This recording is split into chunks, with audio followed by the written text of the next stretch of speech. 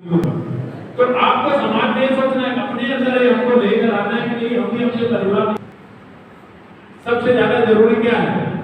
कोई ऐसा ही बताना चाहेगा अपने बीच में? शांति। शांति शांति।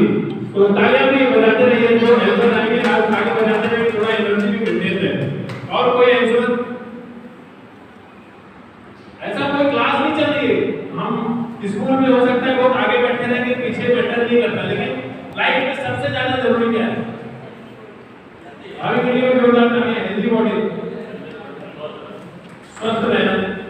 तो होता क्या है ना कि जीवन में सबसे ज्यादा जरूरी लोगों ने प्रायोरिटी किसको देनी है? धन को। लेकिन धन को प्रायोरिटी देकर आप कुछ नहीं कर सकते हैं, क्योंकि जीवन में लास्ट समय तक अगर आपके साथ कोई जाना है ये अपनी शरीर जानी। क्या होता है कि आज हम कपड़ा बाजार में खरीदने जाते हैं, अरे बॉडी पे कलर मैच करेगा क्या, पैंट मैच करेगा क्या, सूट मैच करेगा क्या, इस तरीके की बात करते हैं। जिस शरीर को हम साथ में लेके चलते हैं उसको सजाने के लिए आर्टिफिशियल क्या करते हैं कि दुनिया की चीजें मैजिक करते हैं। 4 फोटो घर पहुंच जाएगा, घरवाली को देख अच्छा लग रहा है, लेकिन क्या वो कभी अपने सोचते हैं कि क्या जो शरीर हमको लास्ट टाइम तक हमारे साथ में रहने वाली है उसको हम क्या खिला रहे हैं, क्या मिला रहे हैं, उसको किस तरीके से सजा रहे हैं, उसको ध्यान देता है? कोई नहीं देता। तो सबसे जरूरी है कि जो शरीर हमारे साथ जाने वाली है उसको ध्यान दिया जाए, और उसको ध्यान देने का सबसे अच्छा तरीका उन्होंने हमें बताया कि आपको उठना ही है, अमृत काल में उठकर और अपने रूटीन को रात तक फॉलो करना है। रात को 9:30 बजे 10 बजे आपको सो जाना है, और ऐसा कोई काम भारत देश के लिए 10 बजे तक आप खत्म नहीं कर पाओगे। लेकिन जब आप, मैंने क्या बोला, धन के चक्कर में लगे रहेंगे तो ठीक है यार, लेकिन धन आपको एकदम धनाटे कर देगा, लेकिन शरीर आपकी वैसी नहीं रह पाएगा। आपको बीपी की दवा करनी है, शुगर की दवा करनी है, बहुत सारी चीजें आपकी लाइफ में रहेंगी। तो अपने जीवनचर्या को आपको हमेशा सही करना। और जैसे हमारे यहाँ होता है कि लोग पहले सोचते हैं अच्छी कमाई हो, अच्छी कमाई के बाद सोचते हैं कि हमारा परिवार अच्छा हो। जब हमारा परिवार अच्छा होगा तो हम भी अच्छा रहेंगे, ये सोच सबका रहता है। लेकिन जैसे डेवलप कंट्री की मैंने बात की, जहाँ पर आज की डेट में एज मैटर करता है, खुशहाली मैटर करता है, वहाँ पर क्या होता है, लोग पहला अपने को टाइम देते हैं अपने शरीर को। कभी भी आप देखेंगे, जैसे आज भूटान आप निकाल कर देख लीजिए, भूटान आज की दुनिया में सबसे ज्यादा स्वस्थ देश है। वहाँ पे कार्बन डाइऑक्साइड जितना पैदा होती है उससे ज्यादा ऑब्जर्व हो जाती है ऑक्सीजन की वहाँ पे, और वो उनका जीवन चलेगा ऐसा। अपने जीवन को पहले, अपने शरीर को पहले टाइम योग करो, स्वस्थ रहो, फिर उसके बाद अपने परिवार को समय दो। जब आपकी एनर्जी अच्छी रहेगी, परिवार की एनर्जी अच्छी रहेगी, तो आप काम करने जाओगे तो एनर्जी को लेकर जाओगे, तो आप अपने काम में भी आउटपुट बहुत अच्छा दे पाओगे। तो आपको पहले अपने शरीर को देना है, उसके बाद अपने परिवार को समय देना है, उसके बाद उस एनर्जी के साथ आपको अपने काम में जाना है। और तीसरा आज का सब्जेक्ट था हमारा अध्यात्म। अध्यात्म का तो सब्जेक्ट बहुत बड़ा है, अभी हो सकता है कोई हमारे ऊपर प्रकाश डालेंगे। आध्यात्मिक जो चीजें हमको अपने पतन की ओर जाने से रोकती है, हमको सही गलत का ज्ञान कराती है कि सही क्या है, गलत क्या है। जब हम अपने आप को जानने की कोशिश करते हैं, क्योंकि आज की दुनिया में ऐसे लोग बहुत हैं जो पड़ोसी के घर में क्या होता है जानना चाहते हैं। अध्यात्म का मतलब ये है कि आपके अंदर क्या है उसको जानने के, उसको जानिए, उससे जब आपको प्रकाश उत्पन्न होगा, उससे जो परिवर्तन होगी, तो आपके जीवन में जो हमारी सामाजिक बुराई आती है, बहुत सारे विकार आते हैं, तो कहीं ना कहीं आप फिर होते चले जाएंगे और जीवन का आनंद आपको आने लगा है। इसी के साथ बहुत बहुत धन्यवाद। नंदन भैया को फिर से मैं बुलाऊंगा, और ज्यादा अगर आप बता दिया उसके लिए सभी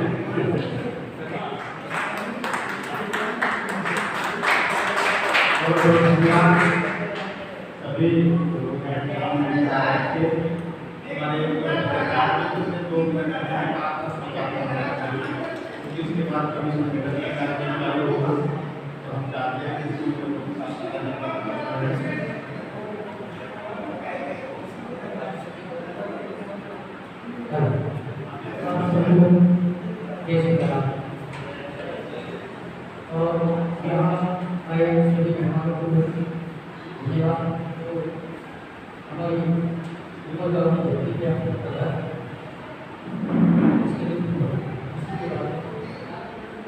मैं यही कहना चाहूँगा भी मुझे आप दिखा रहे थे। और स्टेशन पे ऊपर स्टेशन पे फ्लाइट हॉस्पिटल है। ये संस्था 7 साल से चल रहा है, बाकी 30 साल से चल रहा है। मैं उनसे गुजारिश करूँगा कि एक बार वहाँ आए और हमारे सभी के लिए बच्चों को इसकी शिक्षा दें। मैं इसके लिए घोषणा देती है सभी बच्चे एक हुए ताकि उनके अंदर भी कुछ कमियाँ हो पूरी हो सके जो उनका है। तो हमारे राज्य में भी शिक्षा से हमारे जुड़े हुए हैं, हमारे तिवारी चाचा भी जुड़े हुए हैं। आगे आकर हाथ चल लेते हैं।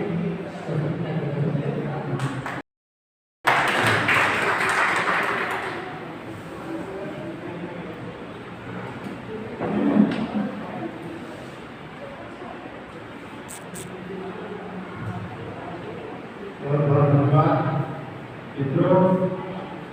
वर्तमान स्थिति में देश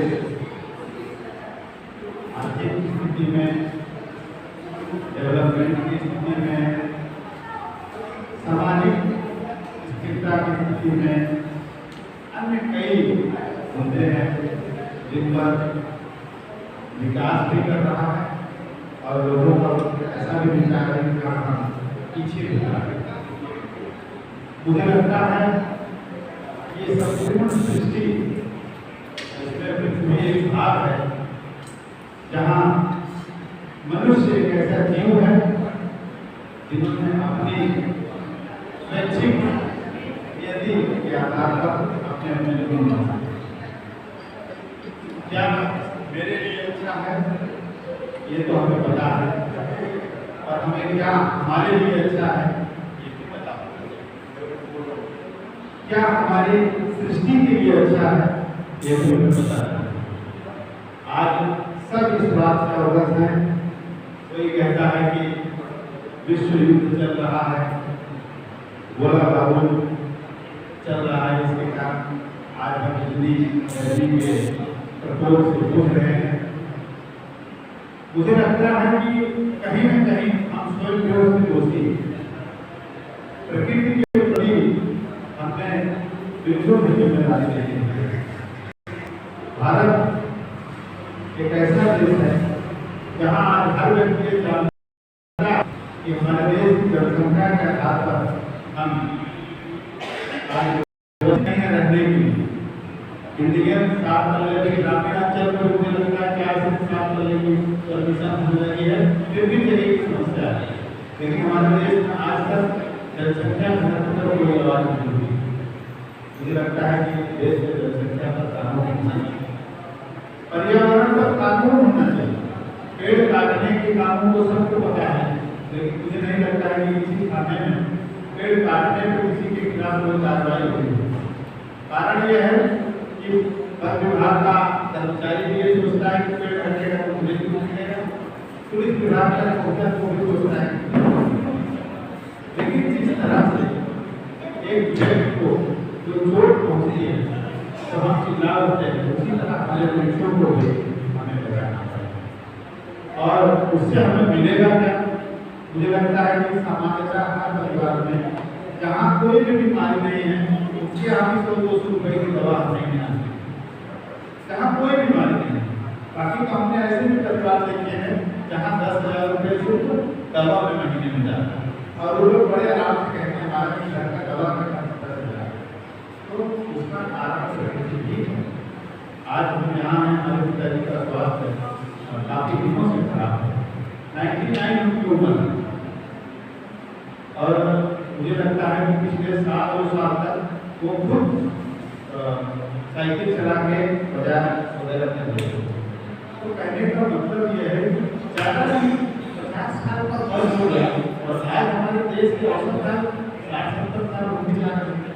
अभी तो मुझे लगता है कोरोना के केस से काफ़ी शोर भी था, 40-45 साल में हार्ट अटैक का इशू होगा।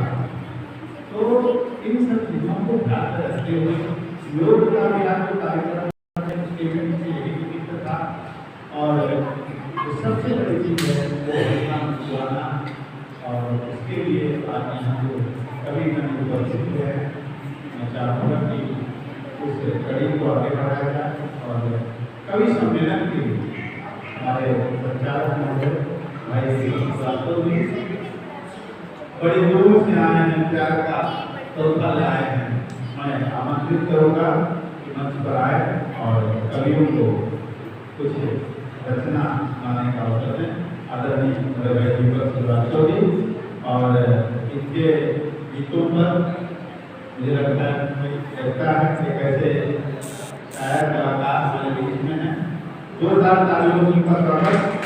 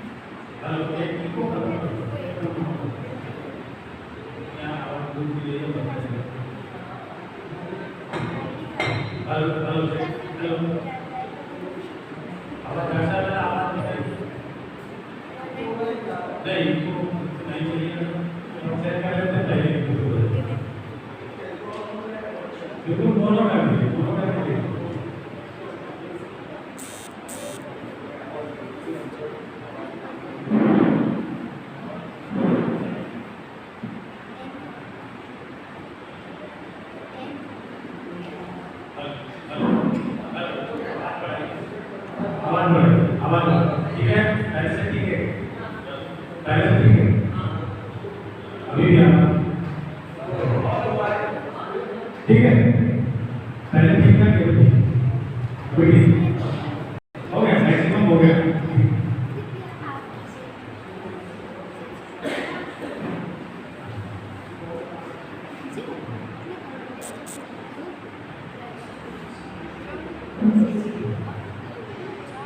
नमस्कार,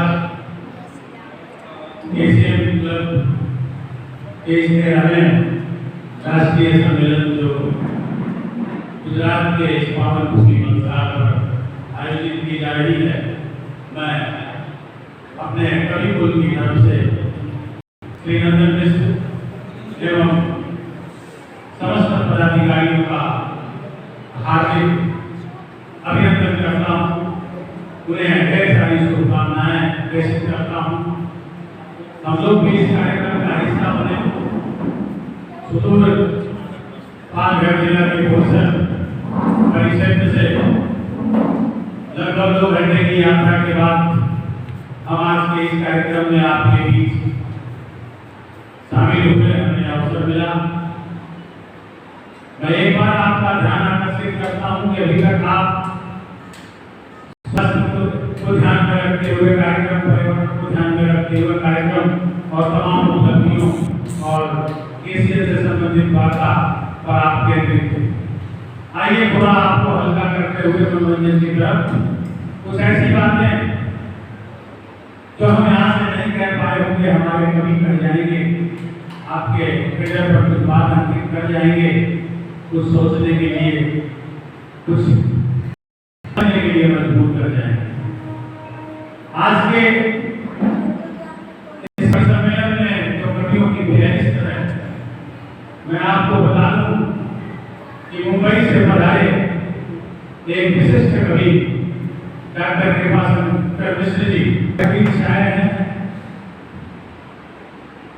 कुमार कलहन सिंह जो शायद भी काव्य की किसी विधा से अछूते हैं, हर विधाओं के महारथी हैं। यह आपका परम सौभाग्य है कि ऐसे रचनाकारों को आपको सुनने का अवसर मिलेगा। जोरदार तालियां मांगता हूं।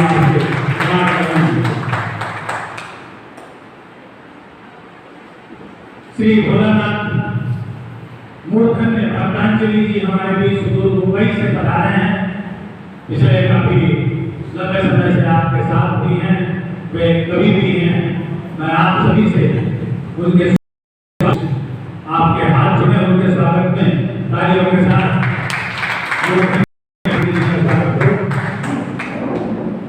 श्री शेखर तिवारी जी, आप भी एक बेहतरीन कवि हैं। जोरदार तालियों के साथ श्री शेखर तिवारी जी का स्वागत हो।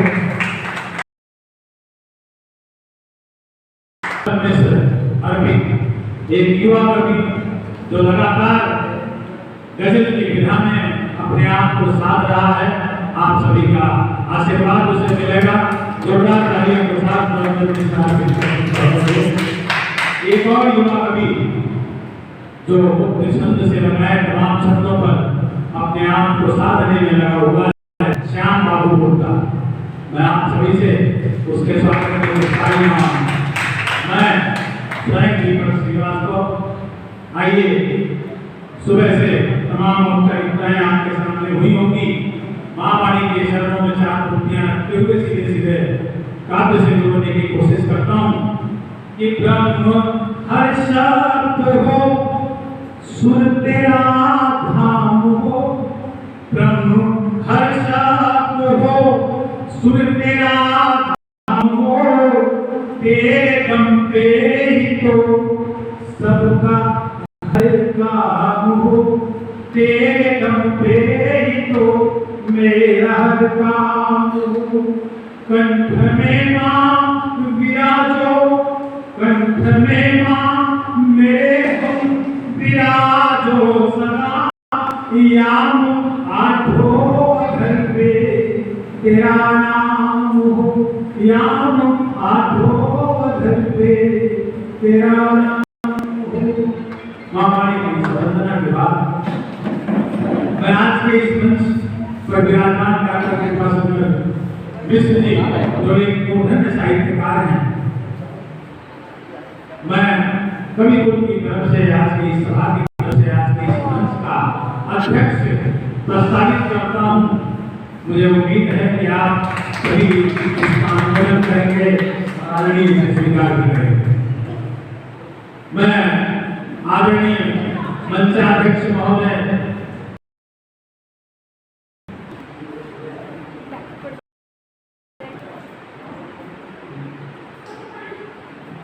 मैंने इसी की व्यवस्था यहाँ पे है, तो यहाँ नहीं है। आइए आगे बहुत लोग इसी में एडजस्ट करेंगे तो लगा करेंगे। तो आइए आज के इस कवि सम्मेलन के लिए डेमोक्रेटिक की भूमिका में बसंत हुई जी का आह्वान करता हूँ मैं। जोरदार तालियों के साथ एक बेशुमार एक शानदार बसंत हुई जी।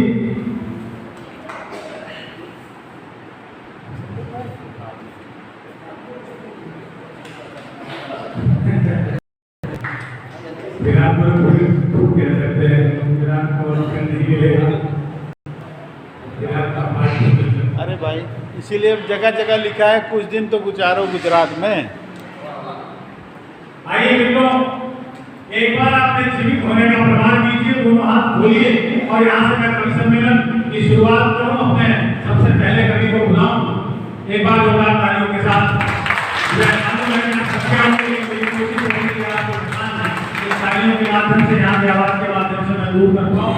तो आइए, बलसाड़ की ये धरती संज्ञान का एक पावन भूमि, इसे बेहतरीन जगह जहाँ इतना वाइब्रेशन ऊर्जा के साथ ये भरा हुआ जगह है। मुझे लगता है यहाँ जो कुछ भी कहेंगे वो कहीं ना कहीं से एक बहुत बड़ी बात निकल के आएगी और बहुत दूर तक जाएगी। तो मैं आप सभी की तरफ से गुजारिश करता हूँ कि कवि कुलों से यह कहो तुम प्रेम की गंगा बहाने, कि कवि कुलों से यह कहो तुम प्रेम की गंगा बहाने और चूम ले फिर से गगन को चांद को चंदन दिलाने। मैं कलम के प्यास को इतिहास कहना चाहता हूँ, मैं तुम्हारी प्यास को उल्लास कहना चाहता हूँ, मैं तुम्हारी वेदना के साथ रहना चाहता हूँ, मैं तुम्हारी वेदना के साथ रहना चाहता हूँ। आइए बात करता हूँ एक ऐसे कवि से, एक ऐसे युवा रचनाकार से जो इन दिनों बस आपके स्नेह और आशीर्वाद की आवश्यकता है। जी हाँ, स्वागत कीजिए श्याम बाबू।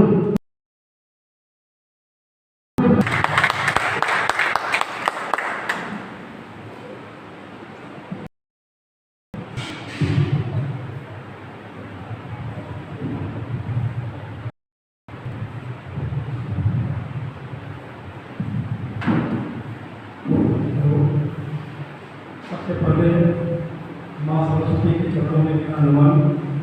जैसा कि यहाँ हम सभी लोग इकट्ठा हुए हैं, इसे उपलब्धि 35वें वर्षगांठ एवं 13वें राष्ट्रीय सम्मेलन में, तो इस उपलक्ष्य में मैं आप सभी को शुभकामनाएं देता हूँ। इस कवि सम्मेलन का शुरुआत करने की जिम्मेदारी मुझे मिली है। मैं यहाँ पे उपस्थित माननीय अतिथि एवं विशिष्ट अतिथि और हमारे श्रेष्ठ कविगण आप सभी को भी मैं नमन करता हूँ और मैं आप लोगों का ध्यान आकर्षित करता हूँ उन दिनों को याद करें जब आप कॉलेज के दिनों में थे। आप किसी रेलवे स्टेशन या बस स्टैंड में जब बैठे होंगे और साथ में कोई लड़की आ गई हो, वो उस सीट के दूसरे किनारे पर बैठेगी, तो उस समय जो दोनों के मन में भाव चल रहे हैं, उन्हीं भाव को मैं आप लोगों के बीच रखने जा रहा हूँ।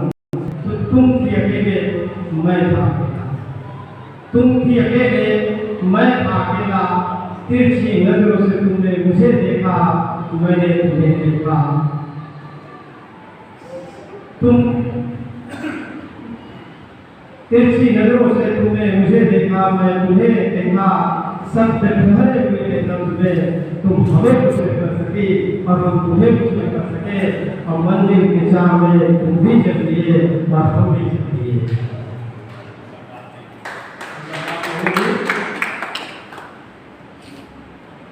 और एक दूसरा, तुम मुझसे प्रीत लगा बैठी, तुम मुझसे प्रीत लगा बैठी, मैं तुमसे प्रीत लगा बैठा। सुध रहा दुनिया का मुझको, जो तुमको दुनिया बना बैठा, जो तुमको दुनिया बना बैठा। और आजकल हम लोग कई टोड़े में बैठ गए। हम लोग इंसान तो है, धार्मिक रूप से, जातीय रूप से या धर्म के रूप में अलग अलग तरीके से बढ़ गए हैं। इसको थोड़ा सा मैं आप लोगों के समझ रखना चाहता हूँ। इंसान हो के हम कितने टुकड़ों में बट गए। इंसान हो के हम कितने टुकड़ों में बट गए। कभी धर्म कभी जात के नाम पर बट गए। भूतियों और अंधविश्वास के जाल में उलझ कर इंसानियत को भूल के इंसान के दुश्मन बन गए। इंसान हो के हम टुकड़ों में बट गए। कभी धर्म कभी जात के नाम पर बट गए। लफ्जों में बट गए, हम लिबास में बट गए। लफ्जों में बट गए, हम लिबास में बट गए। जातियों में भेद कर ऊंच नीच में बट गए। रंग भेद पड़ियों से रंगों में बट गए। और हैसियत के हिसाब से सरकार बन गए। इंसान हो के हम कितने टुकड़ों में बट गए। कभी धर्म को भी जात के नाम पर बट गए। एक दिन मैं घर से बाहर निकला था। आज एक अलग तरह की समस्या है। जैसे जैसे हम विकास की सीढ़ी चढ़ रहे हैं तो हम अपने माँ बाप को भूलते जा रहे हैं। एक अलग तरह की समस्या है कि बच्चे अपने पेरेंट्स को छोड़कर शहरों में चले जा रहे हैं, उनका ख्याल नहीं रख रहे हैं। तो जब 60 साल की उम्र का बुढ़ा घर में है, भूख तो उसकी रहेगी, भूख नहीं जाने वाली है, तो विवश हो जाता है काम करने के लिए, किसी सहारे की जरूरत होती है। तो उसकी व्यवस्था को देख के मैंने देखा क्या, उम्र बढ़ने है लगी, भूख कभी है जवा। उम्र बढ़ने है लगी, भूख कभी है जवा। बालों का जोर कमजोर होने है लगा। नजरें कमजोर हो रही, सिखता सा दिख रहा जहाँ। उम्र बढ़ने है लगी, भूख कभी है जवा। हाथों की ये उंगलियां सीधी नहीं होती है। अब उनके साथ हमारी उंगलियां नहीं चलती उस तरह से। हाथों की ये उंगलियां सीधी नहीं होती है, घुटनों का ये असर दर्द सहा नहीं जाता है। कदम दो चार चलने में थक सा ज्यादा है, उम्र बढ़ने है भूख बढ़ती है जवां भूल जाने की बीमारी। जैसे जैसे उम्र बढ़ती है भूल जाने की बीमारी आगोश में लेने लगी है। भूल जाने की बीमारी आगोश में है लेने लगी। चेहरों पे आई झुर्रियां मलकों में झकझोरती, करवट में है गिरती रात में किलो भरी। उम्र बढ़ने है लगी भूख बढ़ती है जवां उम्मीद की जो किरण जिन बच्चों से उम्मीद है वो क्या है, उम्मीद की जो किरण वो भी होने लगी। आशाओं के आवेग में नैराश दिखाने है लगा। भूख है मिट्टी नहीं, देह में चक्कर जान है। उम्र बढ़ने है लगी भूख बढ़ती है जवां भूख बढ़ती है जवां। धन्यवाद।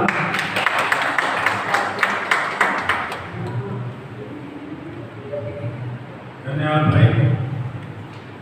ये कहते हैं कि कोई संत नहीं होता है, खुशबू नहीं जड़ी होती। विक्रम भाई कह रहे थे कि कोई संत नहीं होता है, खुशबू नहीं जड़ी होती है। एक विशिष्ट गंध है चंदन, बाकी को लकड़ी होती है, बाकी को लकड़ी होती है। दोस्तों आइए अगले कवि को बुलाने से पहले कि लेखनी में रक्त की, उसको जिम्मेदारी के साथ यहाँ बुलाता हूँ कि लेखनी में रक्त की भरसुख स्याही, काल पथ में भी सृजन के हम सिपाही। और तप्त अधरों पर मिलन की प्यास लिखते हैं हम, हरा कीने पर आकाश लिखते हैं।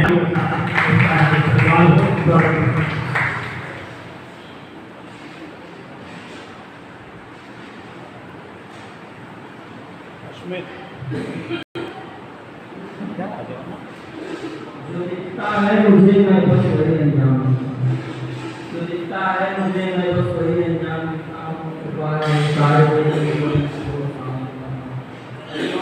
हूँ। सच्चे हृदय तन्मन से लिखता है, कुछ भी लिखने से पहले जय श्री राम, जय श्री राम। गुजरात की पावन धरा को प्रणाम, इस पवित्र जगह को प्रणाम। लंदन भैया का सादर आभार कि उन्होंने गुजरात में मुझे मौका दिया। तो कैप्टन लाइन्स में आपको संबोधित करना हूँ, आप सबका प्यार करता हूँ कि उदय होने से पहले तुझे को ही कुदरत मत करना।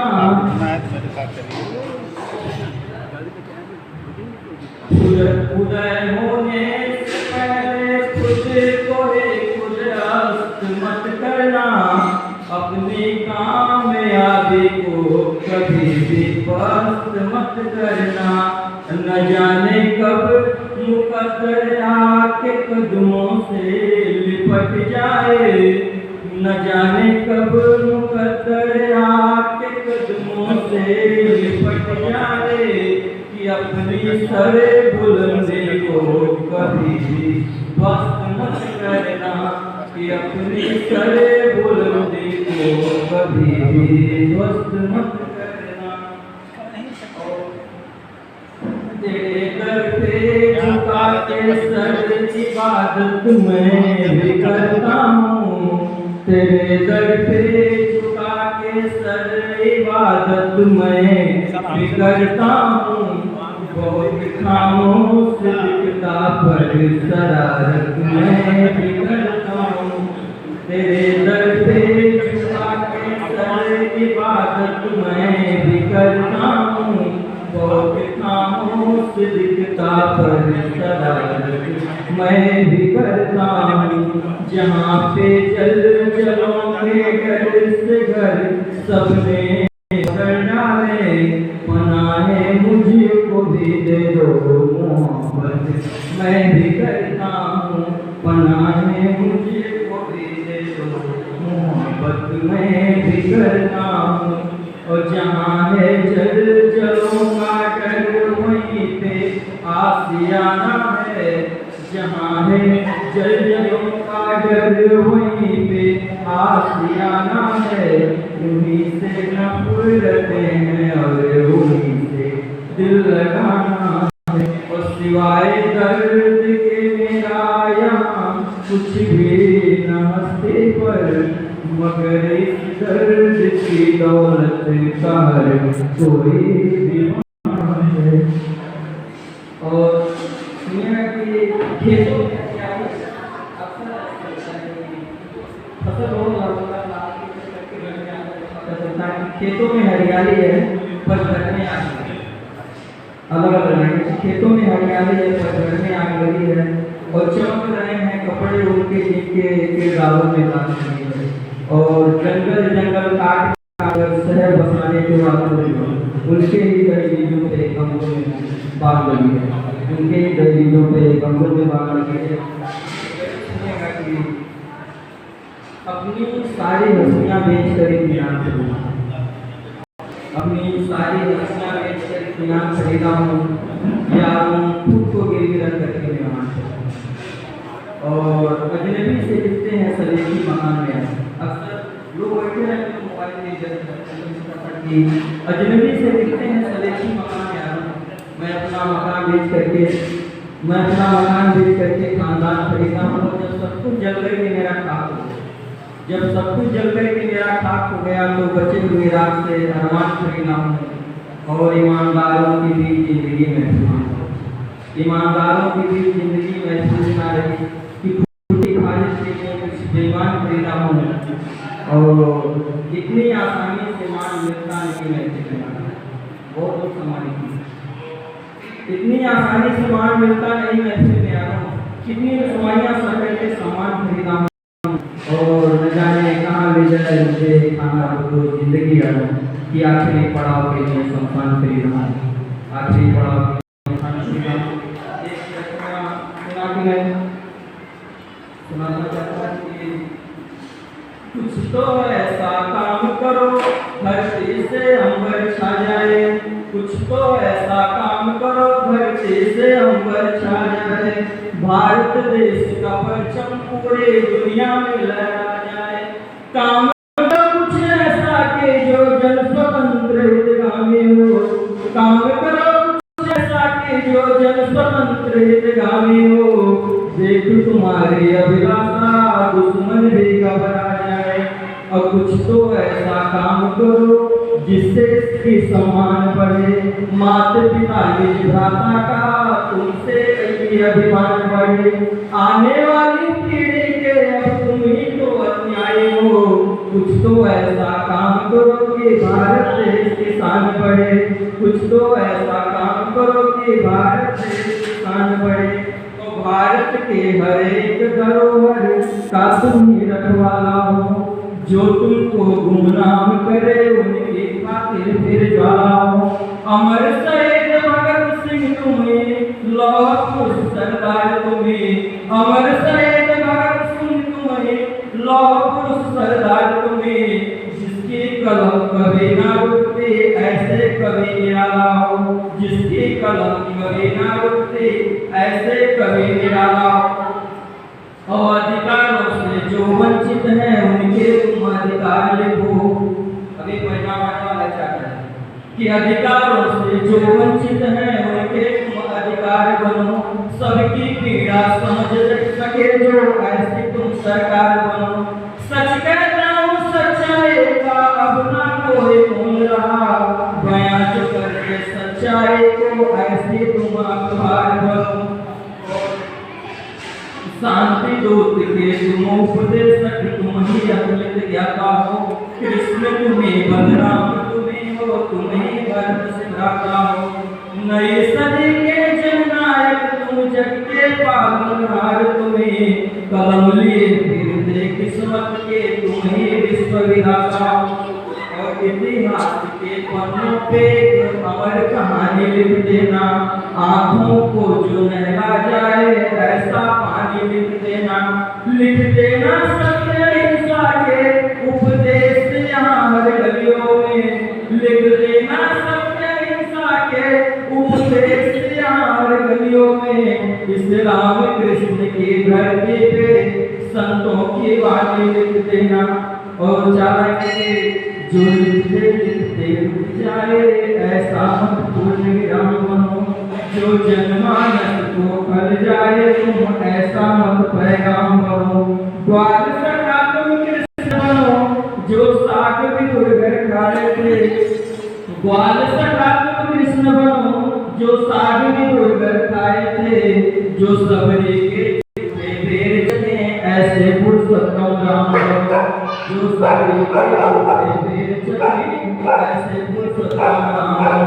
जाते जाते चालक समाप्त की, अगर हम न होते तो ये शहर नहीं होता, अगर हम न होते तो ये शहर नहीं होता, ऊंची ऊंची हवेलियों का कोई कदर नहीं होता। जो लोग पूछते हैं मेरे घर का पता यारो, जो लोग पूछते हैं मेरे घर का पता यारो, उनसे कह दो कनाडा ड्राइवर का कोई घर नहीं होता। आज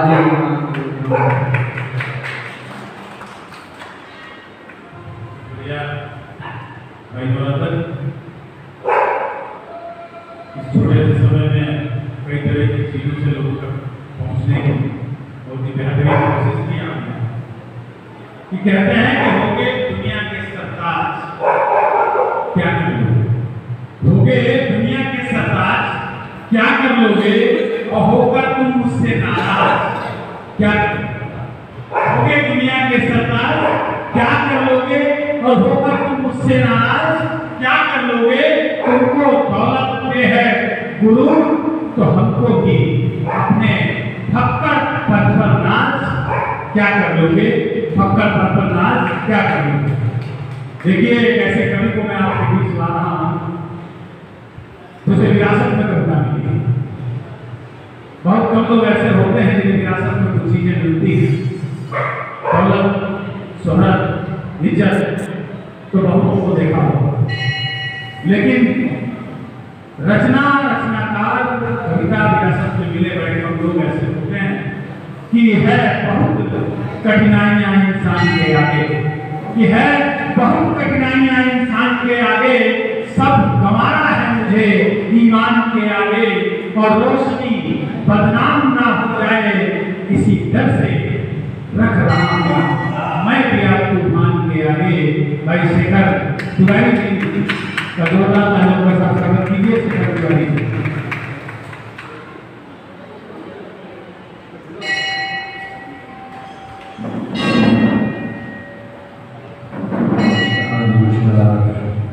मेरी आवाज आप तक पहुंच रही है?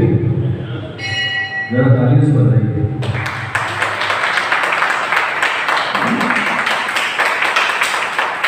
असल बात हमको बतानी नहीं है, असल बात हमको बतानी नहीं है कहानी, लेकिन सुनानी। असल बात हमको बतानी नहीं है कहानी, लेकिन सुनानी नहीं है। गुनाहों का यारो समंदर भरा है, कहीं इसमें गंगा का पानी। गुनाहों का यारो समंदर भरा है, कहीं इसमें गंगा का पानी नहीं है। अद्भुत संचालन के लिए जीवन को हमेशा धन्यवाद और बताता शिवकर जी 35वां स्थापना महोत्सव और हमारा 13वां राष्ट्रीय सम्मेलन। नमस्कार करता हूँ और अपनी को करता हूँ कि ईश्वर को जो याद करता है, ईश्वर को जो याद करता है मंजिल से नहीं भटकता है। ईश्वर को जो याद करता है मंजिल से नहीं भटकता है। तूफान कितने में क्यों ना आ जाए, रास्ता आसानी से कटता है।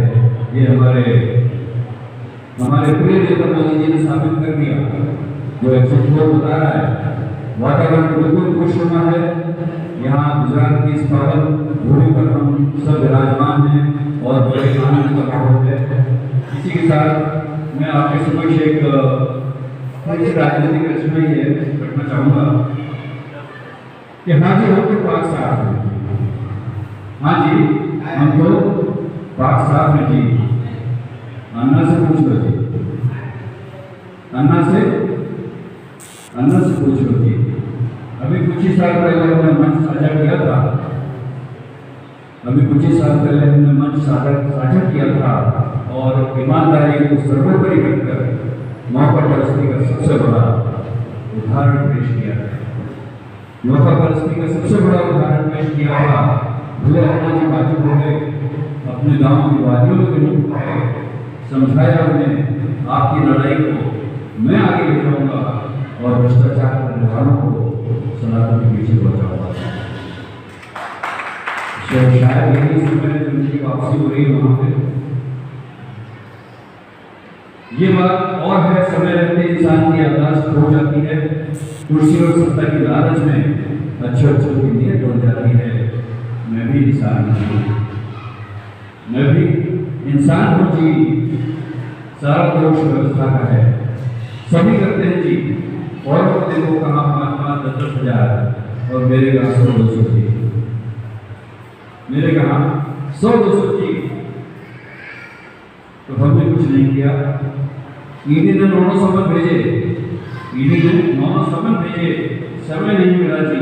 मेरा तो गणित बिल्कुल पक्का था, पता नहीं इसको कुचक्र में कैसे फंस गया जी। हूँ तो मैं शातिर मगर जाने कैसे बुद्धि भ्रष्ट हो गई, हूँ तो मैं शातिर मगर जाने कैसे बुद्धि भ्रष्ट हो गई। शाले कौवे की तरह मेरी आंखें बंद हो गई, मैं नहीं बैठा, इन्होंने मुझे बैठाया जी, इन्होंने मुझे बैठाया जी। और सही माने तो मैंने कुछ नहीं किया जी, मैं तो ऐसा कर ही नहीं सकता जी, मैं तो ऐसा कर ही नहीं सकता।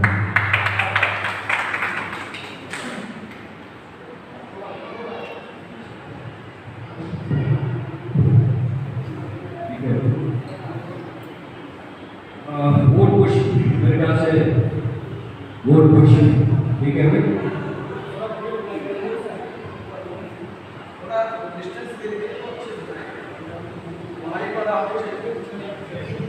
मैं संचालक हो गए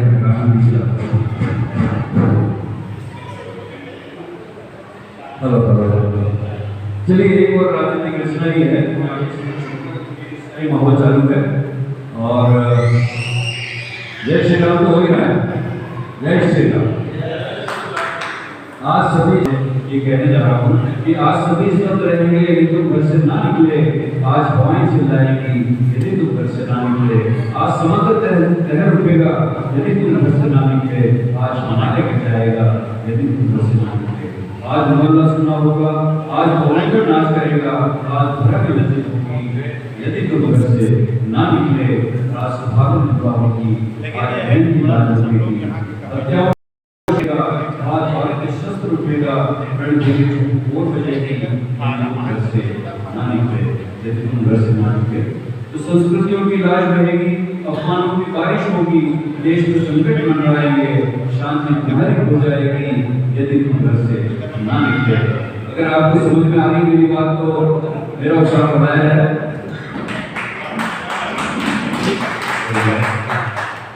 आज गलत हो जाएगा यदि तुम घर से ना निकले, माता के आंसू थमेंगे यदि तुम घर से ना निकले। वक्त तुम्हें पुकार रहा है, एक वोट तो मांग रहा है, वक्त तुम्हें पुकार रहा है, एक वोट तो मांग रहा है। सोचो अगर कुछ गलत हुआ तो माँ की छाती फट जाएगी, रहते वक्त के नहीं हुआ तो आजादी छीन जाएगी। संतानों को नहीं पुकारे जल्दी बाहर कहाँ जाएगी। उठो उठो भारत वालों, अपने मन का दान करो, उठो उठो भारत वालों, वो दोषी प्रकट कर दो, वो दोषी प्रकट कर दो। तो भारतीयों ने साबित कर दिया हमारी संस्कृति, हमारे देश, हमारी भूमि को बचाने के लिए हमने जरूर ये किया है और मैं फख्र है इसमें। जय हिंद, जय भारत।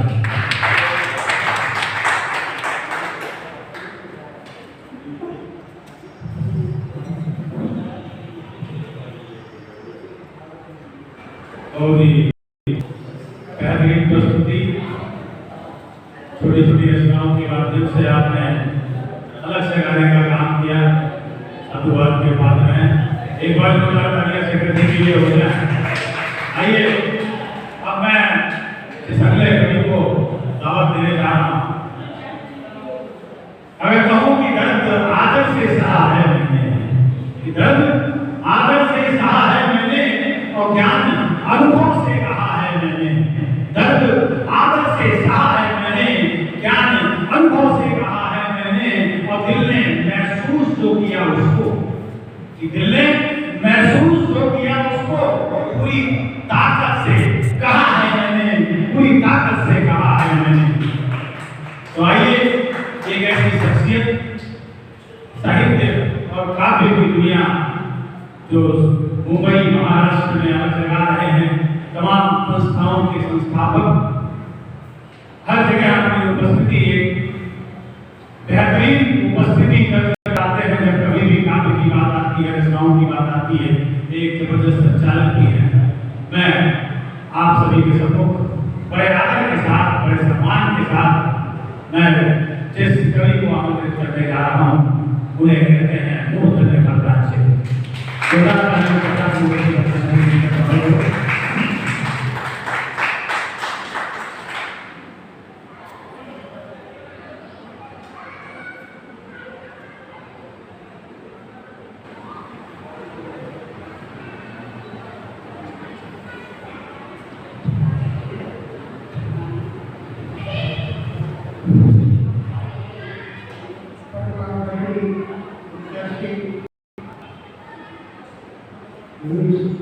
सबको प्रणाम करता हूँ। जीविका करने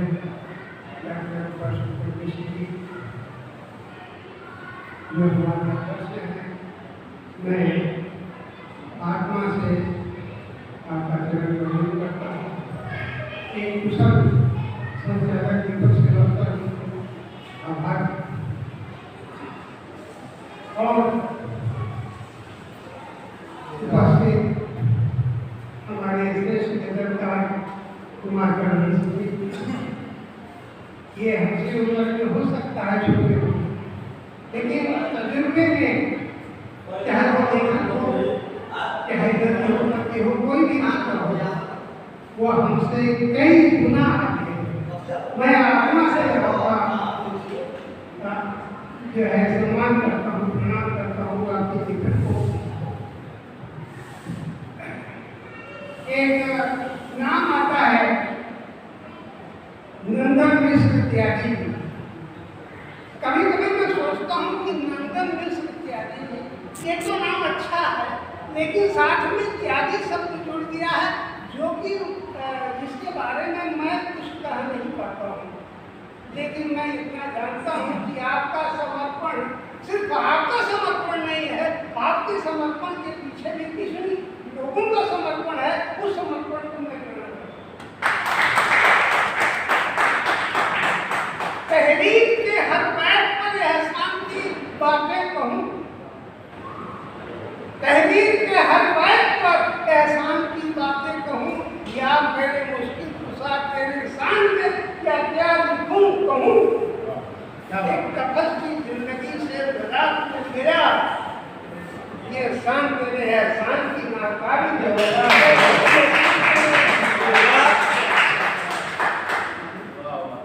एक होता है, मैंने कई संस्थाओं के मुखिया को देखा, उनके पैरों में पड़ी हुई जंजीर को देखा। कई मुखिया, एक नहीं तो नहीं, सैकड़ों की नहीं कहूँगा, लेकिन दर्जों में जरूर कहूँगा, उनके मुखिया को देखा कि उनके कुछ अगर आप इतने करीब हैं कि बिल्कुल करीब है, दूरी नहीं है। हम ये कह रहे थे कि कई संस्थाओं की मुखियाओं को देखा, दर्जनों लगभग मान के चलिए, उनके पीछे कुछ और कहानियां देखा, गांव में पेड़ियां देखा, लेकिन ये त्यागी शब्द इसलिए सार्थक है कि इनके समर्पण में इनके लोगों का जो हाथ है वो पेड़ियां में सहयोग है। मैं उस सहयोग को प्रणाम करता हूं। और आपका जो मुहिम है ये तो 13वां है, भगवान चाहेंगे तो 113वां भी देख लेंगे। ये हमारी शुभकामना है कि आप बढ़ें और बढ़ते ही चले जाएं। प्रगति के हर मोड़ पर आपका जो कदम है लहराता रहे। शुभकामना है सबको सुख का सभी हर काम हो, उपलब्धियों के बीच में उपलब्धि को सम हो, कदमों तले दबे रहे जीवन की हर मुखास में, रंगीनियों के बीच में रंगीन को सम हो।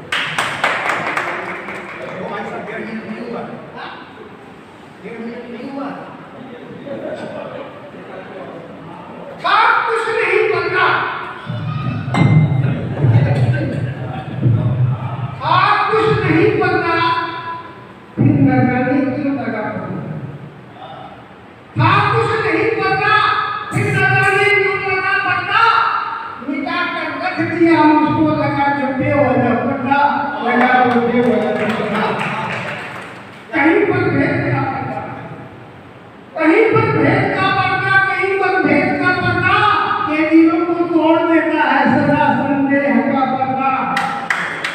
अगर ये ना लगे पर्दा, अगर ये ना लगे पर्दा तो फिर किस बात का पर्दा? अगर ये ना लगे पर्दा तो फिर किस बात का पर्दा? बिगाड़े आत्म शक्ति लगे जब माँ की पर्दा, बिगाड़े आत्म शक्ति लगे जब माँ की पर्दा। ये पर्दा थाम के रखना, ये पर्दा थाम के रखना, कहीं दिख जाए ना पर्दा। ये पर्दा थाम के रखना, कहीं दिख जाए ना पर्दा। न जाने किस घड़ी पर्दा कोई बेआबरू कर जाए, न जाने किस घड़ी पर्दा कोई बेआबरू कर जाए। क्या बात? भैया बहुत ही खूबसूरत आपका अंदाज़े बयान, आपकी रचनाएं बिल्कुल हकीकत के धरातल पे होती हैं। तो देखते हैं, लिखते हैं और वही प्रस्तुत भी करते हैं। यही खासियत है आपकी कि कहते हैं कि राजा बैठे सिंहासन पर, यह ताजों पर राशि कलम। राजा बैठे सिंहासन पर, ताजों पर राशि कलम। मेरा धन है स्वाधीन कलम, मेरा धन है स्वाधीन कलम। और जिसने तलवार शिवा को दी, रोशनी प्रहार दिवा को दी। जिसने तलवार शिवा को दी, रोशनी प्रहार दिवा को दी। तलवार हमारी लहरों को, खंजर की धार हवा को दी। अब जग में उसी विधाता ने कर दी मेरे आधीन कलम। मेरा धन है स्वाधीन कलम, मेरा धन है स्वाधीन कलम। अब मैं इस शख्सियत को आपसे शुरू कराने जा रहा हूँ। मैं उसके व्यक्तित्व, उसके कवित्व और उसकी रचनाओं, उसकी शायरी के साथ एक लंबा सफर, एक लंबा समय, या यूँ कहूँ कि महाराष्ट्र की धरती का बचपन शुरुआत हमारी वहीं से होती है। ऐसा साहित्य मुझे मिला और आज ये अवसर भी मिला जब हम गुजरात की धरती पर साथ बैठे कि कहते हैं कि आपसे मिलकर बदलता जा रहा हूँ, एक पत्थर था पिघलता जा रहा हूँ। आपसे मिलकर बदलता जा रहा हूँ, एक पत्थर था पिघलता जा रहा हूँ। और राह में रोकेगा कोई अब कहाँ, कि राह में रोकेगा कोई अब कहाँ से। मौज में दरिया की बहते जा रहा हूँ और आएगी आएगी कदमों के नीचे, आएगी कदमों के नीचे हर बुलंदी। हौसले के साथ चलता जा रहा हूँ, हौसले के साथ चलता जा रहा हूँ। इन शब्दों के साथ एक शानदार, एक लाजवाब, एक बेहतरीन शायर को आवाज देता हूँ जो अपनी आजकल विशेष शायरी के लिए जाना जाता है। जी हाँ, कौशल श्रीवास्तव और बसंत भोजपुरी जोड़ा कार्यक्रम का काम करते हैं।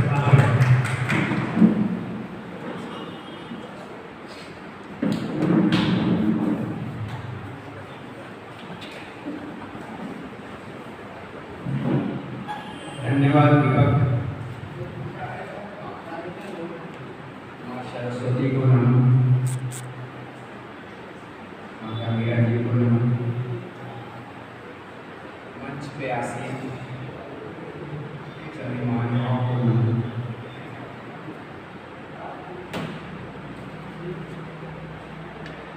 बहुत कुछ कहा दीपक ने मेरे बारे में, थोड़ा सा हकीकत को बढ़ा चढ़ा के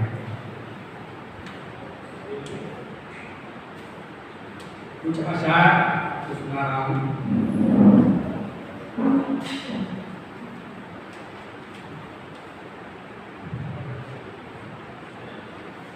नैनों की कमान से प्रेम के बाण का असर देखिए। नैनों के कमान से प्रेम के बाण का असर देखिए। और दिल घायल हुआ, दिल घायल हुआ, मन प्रफुल्लित हुआ, हुआ ये असर।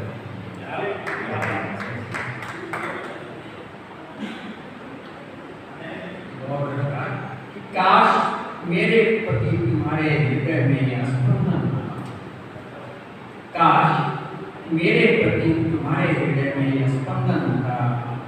मैं धन्य और मेरा जीवन चंदन होगा, मैं धन्य और मेरा जीवन चंदन होगा।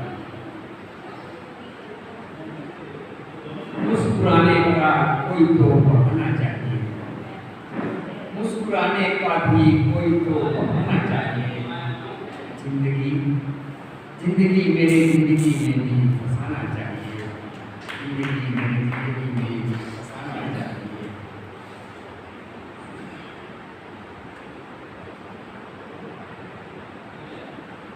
तुम्हारे बल की नजर से कौन बच पाया है, तुम्हारे बल की नजर से कौन बच पाया है, जिधर देखा उधर बस आया है, जिधर देखा उधर बस आया है।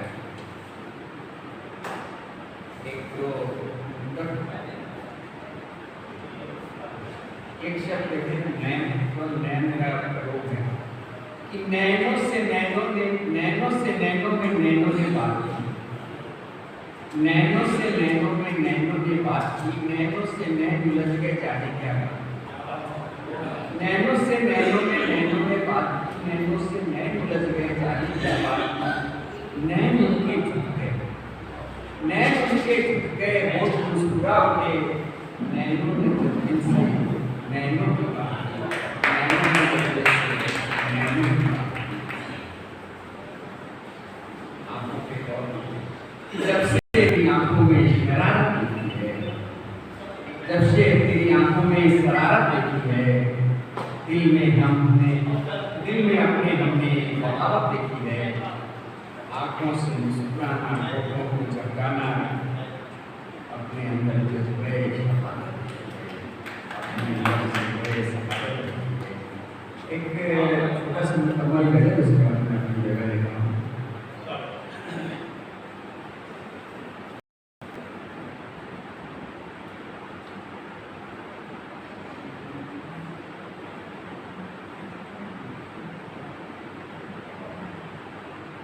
मैं मीना मैं खाना लिख दो, मैं मीना मैं खाना लिख दो, नजरों को पैमाना लिख दो, मैं मीना मैं खाना लिख दो। दुनिया तो पागल कहती है, दुनिया दुनिया तो पागल कहती है, तुम भी तो अपना ध्यान लिख दो। मैं वाह वाह, बहुत खूब बहुत खूब। मेरी आंखों की हरकत पर, मेरी आंखों की हरकत पर कुछ तो जुर्माना लिख दो, और दिल तो तुझ पर हारा ही हूँ, दिल तो तुझ पर हारा ही हूँ। तुम अफसाना लिख दो, मैं मीना मैं खाना लिख दो। और हम तो भूल न पाए तुमको, हम तो भूल न पाए तुमको, तुम हमको बेगाना लिख दो। और मर मिटना तो तुझ पर ही है, मर मिटना तो तुझ पर ही है। जीवन आना जाना लिख दो, और अपनी पलकों